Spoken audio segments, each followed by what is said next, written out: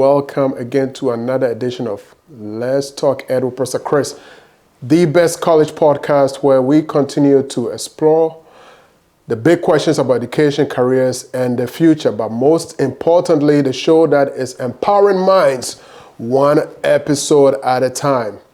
I am your host, Professor Chris. We're still on the segment Ask Professor Chris. Once again, put your comments, your questions in the comment sections in this YouTube channel. I will review it and I will answer it. Please send your questions and all of them, no boundaries. So far as it is within the college realm though. All right, so send your questions, any questions on college, and I will answer them. All right. What are we discussing today? Today we're discussing one of the most common ways in which college students get kicked out of college. Yes. How do students get kicked out of college? We'll look at one of the main areas that results in students getting kicked out of college. Our topic today is going to be navigating academic probation and suspension. Navigating academic probation and suspension in college.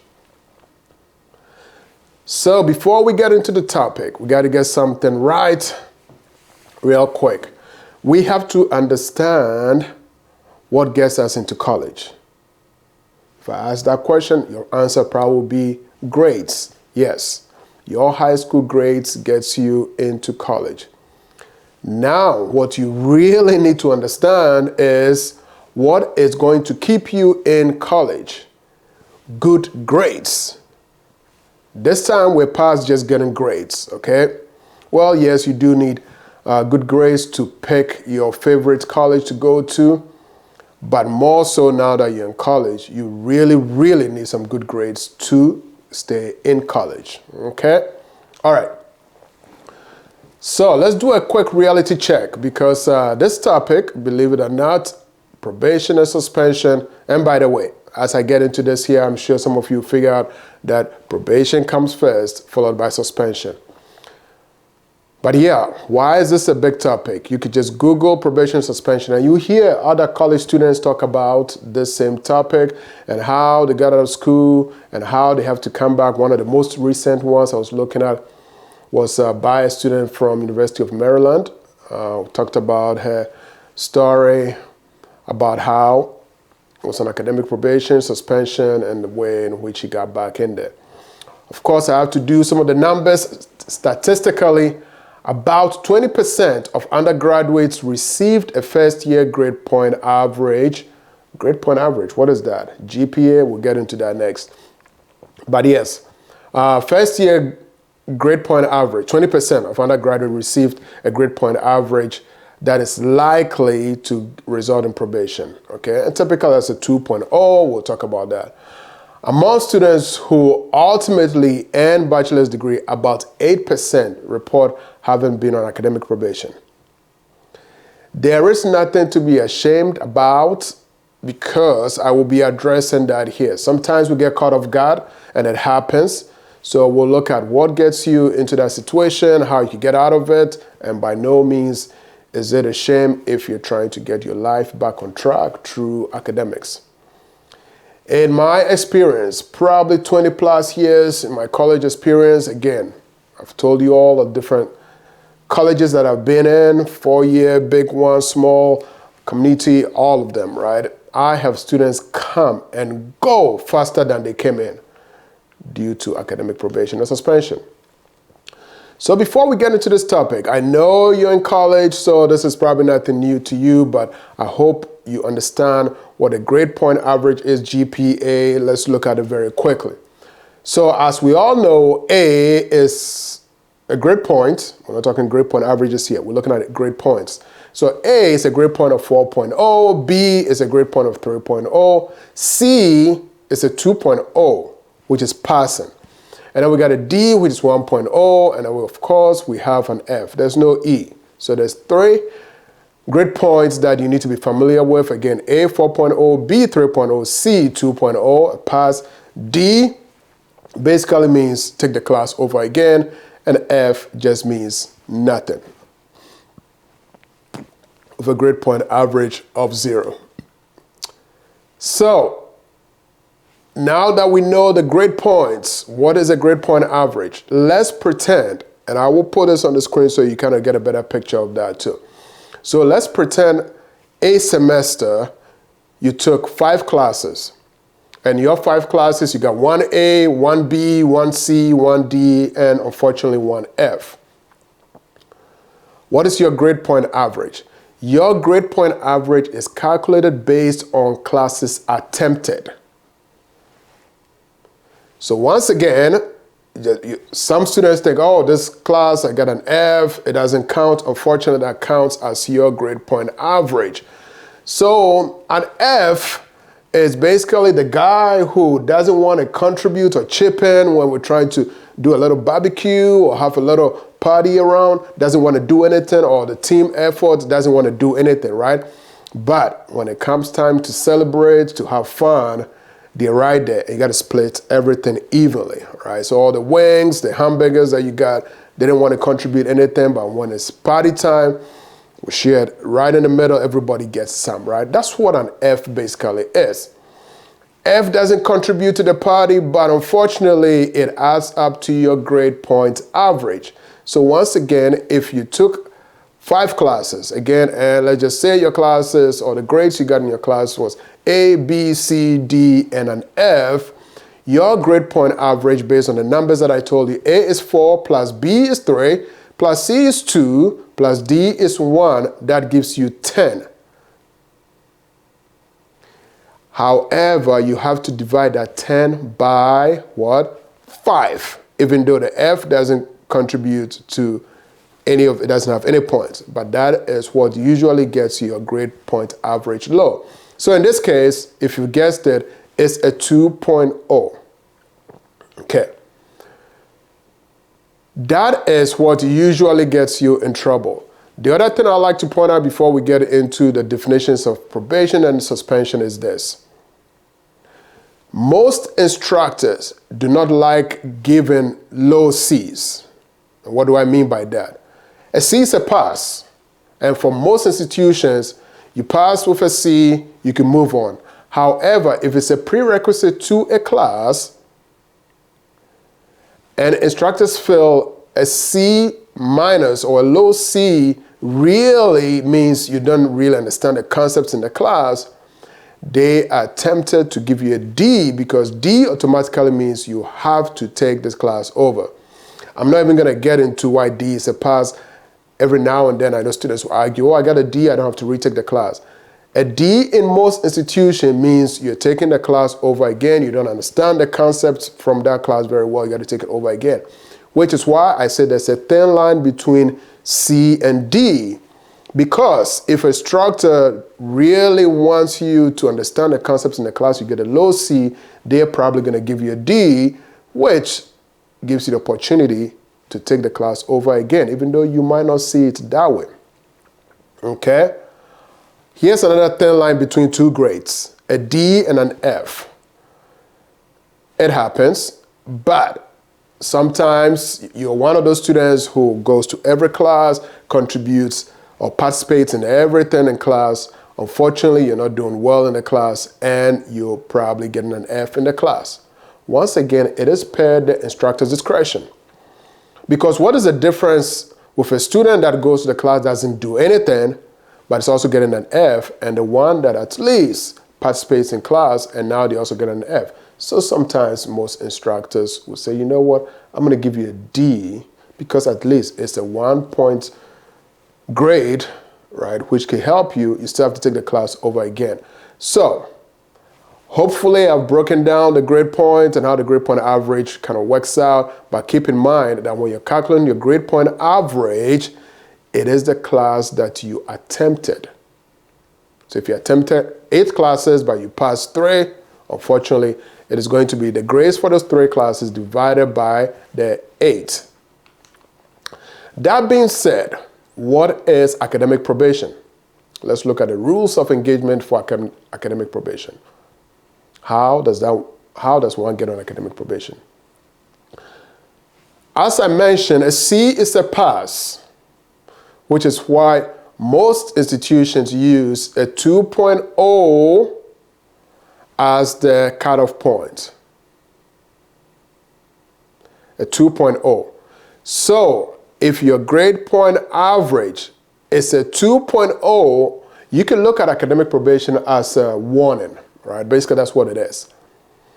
So at the end of the semester, if your grade point average, again, 5 classes, 6 classes, attempted divided by all the different grades you got, maybe some C's, some D's, some A's, and it comes down to a 2.0, at the end of the semester, you're going to get a really nice letter from the registrar's office that says, warning, you are on academic probation.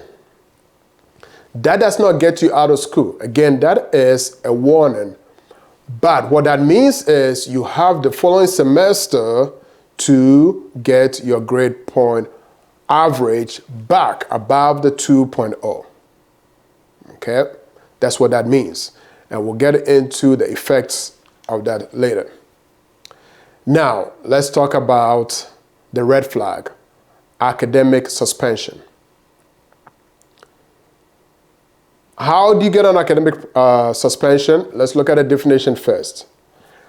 If you have been placed on academic suspension, it means you are not allowed to enroll in any classes and credits or receive financial aid during the suspension period. And the length of the academic suspension varies, but typically ranges from 1 semester to 2 semesters. All right, let's break this down. The first time at the end of the semester, you get a 2.0 or lower, you get a nice note from maybe the registrar's office saying you are on academic probation. You are given the next semester to get your GPA back. Unfortunately, the next semester is still below a 2.0, but you don't get a second probation. What's going to happen is a suspension. So while probation allows you to take classes from your institution, that's the other side of academic suspension, you are not allowed to, you're getting kicked out on academic suspension, which means you got to go figure things out, get your grade back up before you are readmitted. And I must say at this point, if you are an international student, this is where it gets very tricky. Because this is a whole different ball game if you are an international student. It's bad enough if you are an in-state student or if you are a resident of your institution, which means you're probably looking around looking for some community colleges or somewhere else to take classes so you could get back into that institution. Unfortunately, if you're on academic suspension, for international students, the reason I say it gets a little tricky is because you probably have to go back to your resident home, figure that out, and now try to reapply not only for admission, but for all your visas. And I will touch, or I get a little more in depth on that. But before I move on, I want to make sure that we all understand now the difference between academic suspension and academic probation. Again, you have 2 opportunities to get out of probation. If you don't, you go into suspension. And by the way, yes, if you're on academic probation, you can still take classes, you still earn your financial aid, which also I need to note, most financial aids actually have a higher requirement for what your GPA needs to be. So let's say 3.0. So you might be on probation and may not be able to get your financial aid because even though the school is allowing you or giving you a second chance to take the classes, that might not be good for your financial aid. So you need to really check with your advisors or the registrar's office to figure out if you can still get financial aid. Again, if your financial aid is based on a grade point average. Okay. So how does one get so far down to get in trouble, or how does academic probation or suspension happens? There's 3 main factors I'm going to look at here. One is academic challenges. So your course load, and maybe you're taking a course that is very difficult. I like to always touch on the course load. For some reason, I preach this over and over again with students when it comes to course load because we think it's a race to get out of college. So we're either overloading ourselves, taking 5 classes, we want to get it all done so we can get out. It is not a race, okay? So that could be one of the reasons. If your max is 3, maybe you're working, that you need to figure out all that out. Counselors, advisors could help you. So yes, your course load, and unfortunately maybe now not only is it a heavy course load, but it's also a very challenging or a couple of challenging courses within that course load. Your advisors, your counselors are there to help you pick your classes, mix it up with some gen eds. And again, I'm not saying gen eds are easy, but there's a balance, right, between what you could take with some classes. Maybe some classes are not too theoretical. And so there's a good balance which your counselors do a good job helping you plan your classes, okay? So academic challenges was one of the areas that could be problematic because, again, too much course load, it's a difficult course. And some of the academic challenges, as I've done on previous podcasts, could be that it can affect your performance. Could be mental health, family problems, what have you, right? These are all different factors that can contribute to the challenges of your academics. Then we have external factors. External factors could be, once again, maybe you're working 20 hours somewhere else, you're taking all these classes, and some of you go beyond even the 20 hours. Some of you work 25 hours, 30 hours, which is why I tell students all the time, a very quick average is maybe you're taking 4 classes and working 15 hours a week, okay? So you have that, and then also maybe now you have the financial stresses. Maybe you got to pay for your food. Maybe you got to pay for your apartment. You got to pay for your car. So what do you have to do? You have to kind of work to kind of support yourself in all these different areas. It can affect your academics, and within the external factors is your time management struggles. Some of you still don't know how to manage your time and probably don't also have a schedule. The last point that sometimes we don't talk about, but I always bring up, is the social. It's amazing how much time most of you spend on your social. It could be anything from a weekend football game to video games, what have you, right? We're going out, and there's nothing wrong with social, but you need to know how to balance it. Some of you are on TikTok, YouTube, these days, I don't know what you're all doing, and spend so much time on the social aspect while you're in school, and that can affect your academics. I already talked about how you get a notification, okay? It's one that you don't want to get at the end of the semester when you're checking your grades. You're checking your grades and you get something, now I think it's all electronic, right? So you're checking your grades, and while you're doing that, there's a little yellow highlighted note that pops up that says you're on academic probation. Usually that's how you get that notification, okay? Now, during that process, if you think there is a class that you probably passed, or you're wondering, because sometimes we're always surprised when we get these letters or we get a note that we're academic probation. We panic, and then we try to figure out, what can I do? Or immediately we're not even thinking about what we did wrong, but what happened, right? There is a process to appeal or challenge your grades. I'm not going to get into appeals today. It's going to take a while. But my quick advice for you is to start with your instructors. If you see anything that is wrong with your grades and you think because of that, now you're on academic probation, please contact your professors immediately and have that discussion. I will get into the process. Actually, I might do that. Will probably be the next segment of Let's Talk Ed that I do ask Professor Chris, is some of the suggestions or strategies on how to appeal your grades, why you get into that anyway in the first place, okay? Now, what happens when you're on academic probation or suspension? Okay.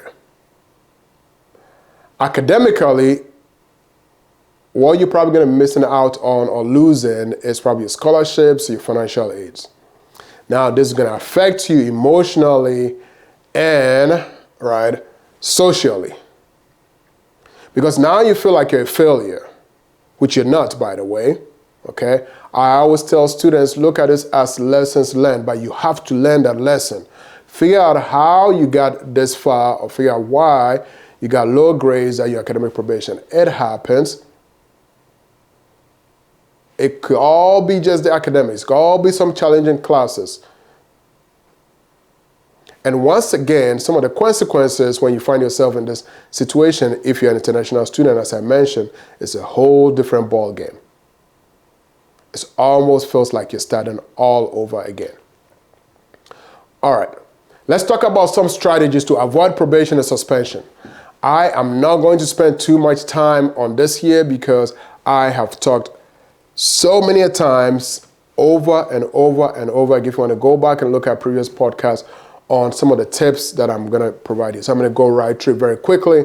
Time management, okay? Of course, that could be one of the factors that you really need to you need to know how to manage your time so you can be successful with your academics, okay? You really got to prioritize your tasks. If you're playing sports, again, this is the way I put it. Your academics is the reason you're in the college in the first place. So if you're playing sports, that is secondary to your academic. Look at it this way. You could be the best athlete on campus, but if your GPA is not where it's supposed to be, you're going to be on probation. And nothing you can do or nothing your coach can do can keep you in college if you're not getting the 2.0 and above. Okay? So yes, you got to prioritize. Again, if your academics is going to always be first, please. If you're playing sports, maybe come second. And some of you have to work. So that might actually switch. It's probably going to be your academics, your work, and maybe your sports. And everything else. Okay? All right. Seek help and use the resources immediately. Your academic advisor, your tutoring. Talk to your counselors. If you're having any mental health issues, you need mental health support, they will be able to guide you how to relax, to get back on track. And of course, you got to build a support system, okay? Find friends that are very serious about the academics that are going to help you with your academics, okay?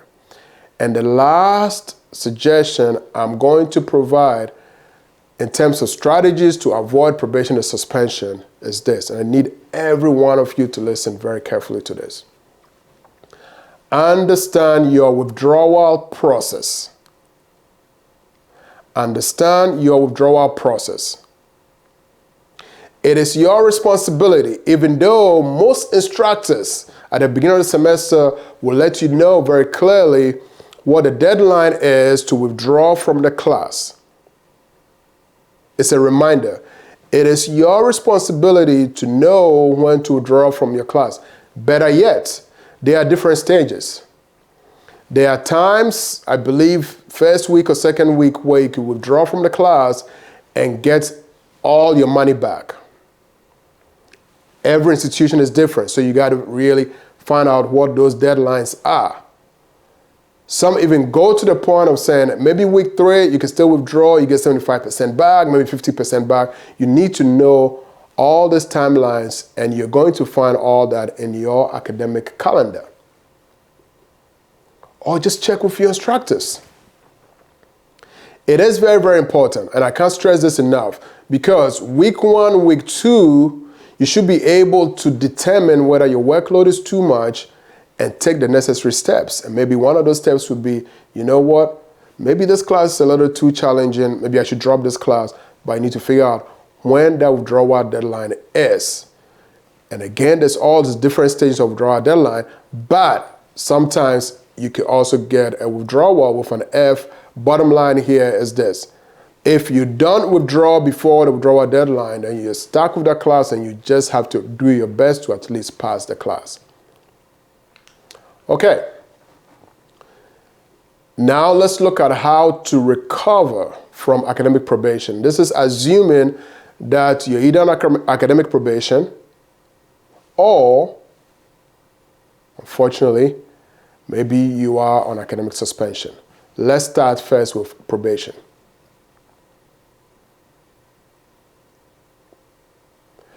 At the end of the semester, you're going to get a little note that says you're on academic probation.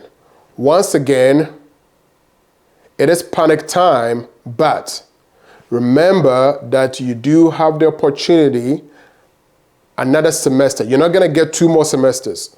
You have to get this back the following semester. So what do? This is a warning.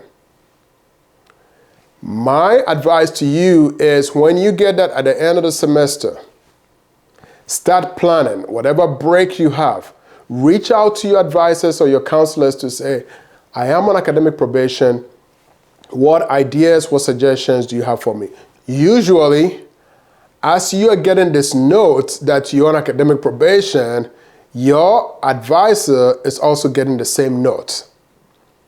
So you need to reach out to them immediately to say, I'm on academic probation, and what can I do? The strategy is the following semester, by all means, reduce your course load. Remember, you're on academic probation. So now, all your priorities should be on your academics. So the first step you're taking is, 1, to reduce your course load, which means if you're taking 4 or 5 classes, now you want to take only 3. And the strategy is taking classes that you know at least you're going to get a B in.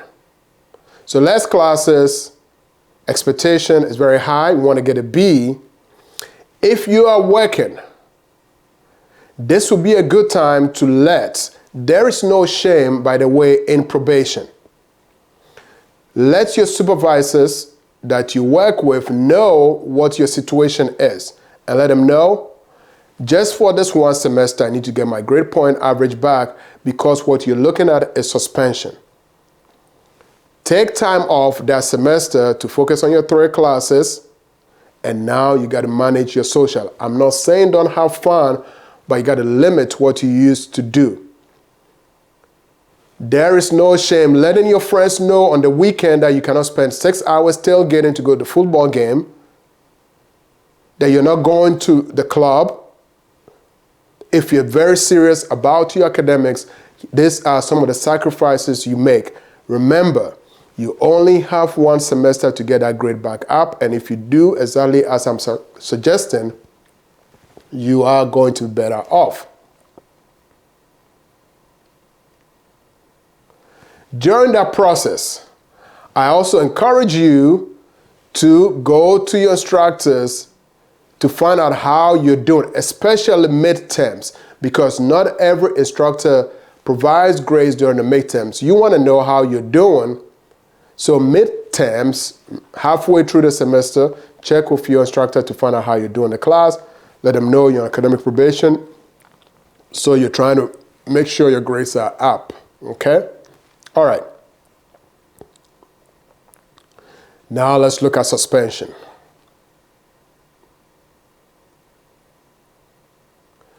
Suspension, unfortunately, you have to look at very, very, very differently, and it can be very challenging.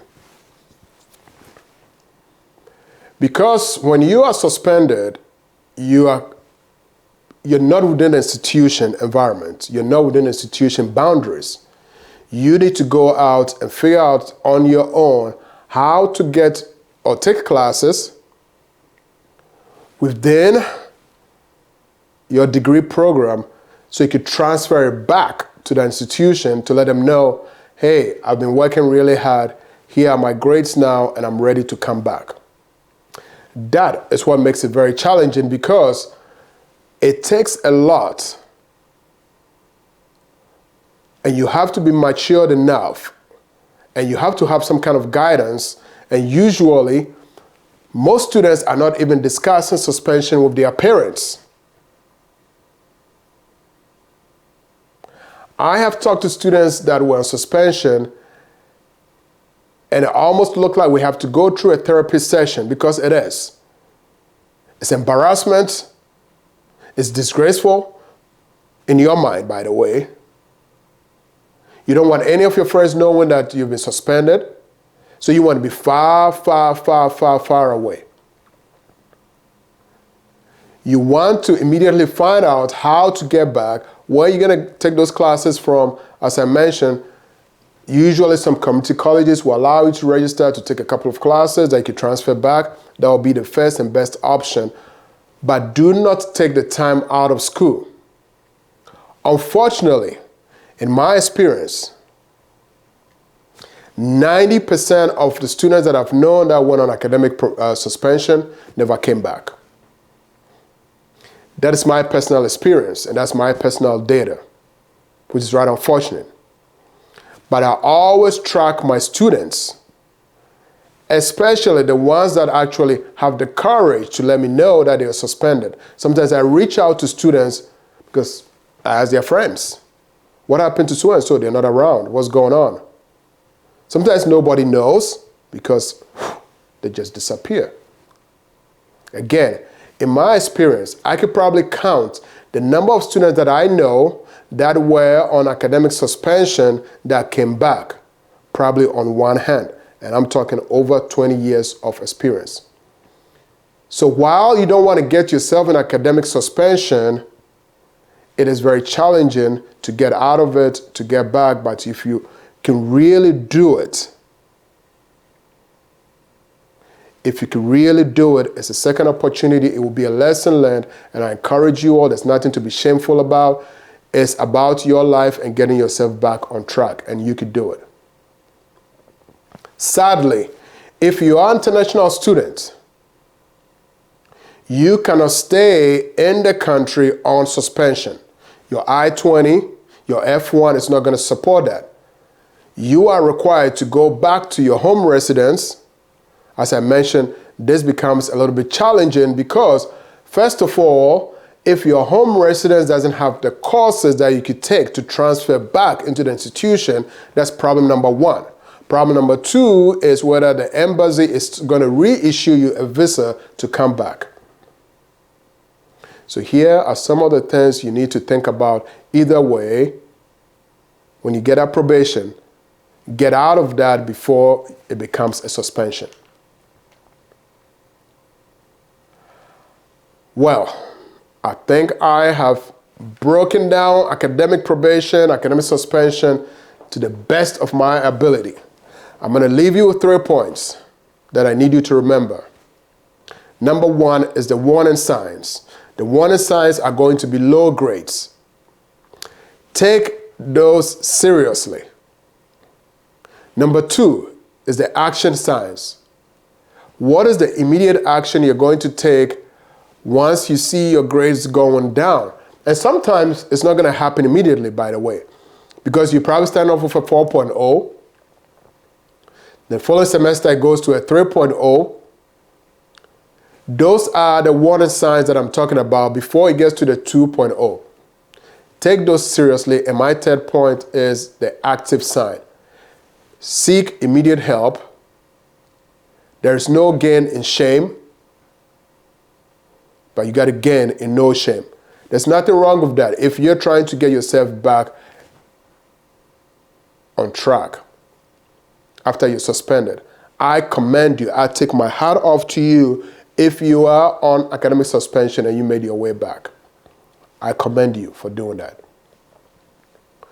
Well, tune in next time as we continue to explore the evolving landscape of education and careers. Until then, stay curious. Please, once again, put your questions down in the comments as you watch this episode of Ask Professor Chris. I'm going to do my best to answer all the questions. I think more questions came out of today's episode, which I will tackle. Remember, we're empowering minds one episode at a time. Don't drink beer, but live beer. That means balance, eat well, exercise, and rest. Once again, I'm your host, Professor Chris. It's always a pleasure to provide all and every support that I get for you to make it through your academic career in college. See you next time.